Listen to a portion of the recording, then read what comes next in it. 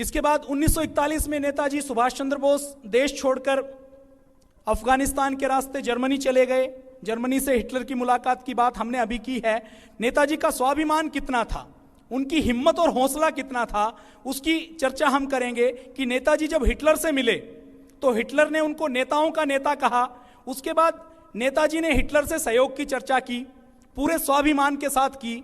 फिर चलते चलते अंतिम क्षणों में नेताजी ने कहा कि हिटलर ने एक पुस्तक लिखी थी माइन काफ के नाम से, उसमें भारतीयों के बारे में गलत गलत टिप्पणियां लिखी थी।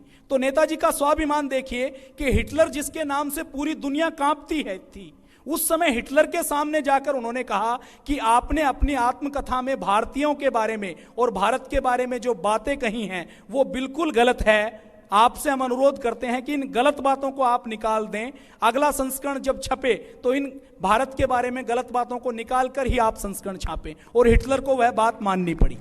यह नेताजी का हौसला है। एक गुलाम देश का नागरिक, उस समय जो सबसे शक्तिशाली व्यक्ति था, जो पूरी दुनिया को विजित करने का सपना देखता था, उसके सामने अपने हौसले के साथ, जज्बे के साथ अपनी बात को रखता है। कूटनीति के क्षेत्र में अगर बात की जाए तो एक राजनेता के अंदर कूटनीति के जो गुण होने चाहिए, चाणक्य ने कूटनीति दी। चाणक्य जी के बाद हमने कूटनीति को भुला दिया। थोड़ी सी कूटनीति की याद हमें समर्थ गुरु रामदास जी महाराज ने दिलवाई।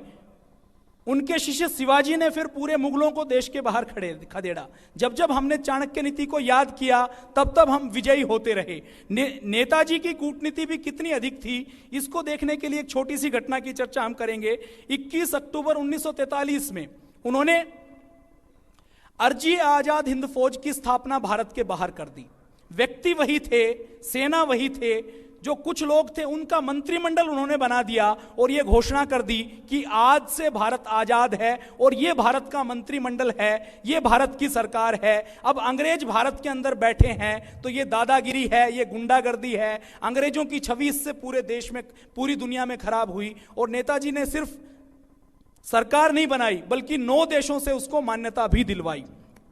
तो कूटनीति के क्षेत्र में यह माना जाता है कि यह नेताजी का बहुत बड़ा कदम था।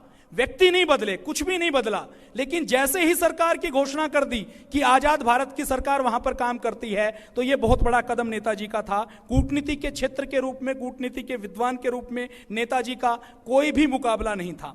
नारी के सम्मान की बात की जाए तो 1943 में जब यूरोपीय देशों में नारी को यह समझा जाता था कि नारी के अंदर तो आत्मा नहीं होती, नारी को तो वोट देने का अधिकार नहीं है, उस समय नारी मातृशक्ति को साथ लेकर, माताओं बहनों को साथ लेकर नेताजी ने रानी लक्ष्मीबाई रेजिमेंट की स्थापना की।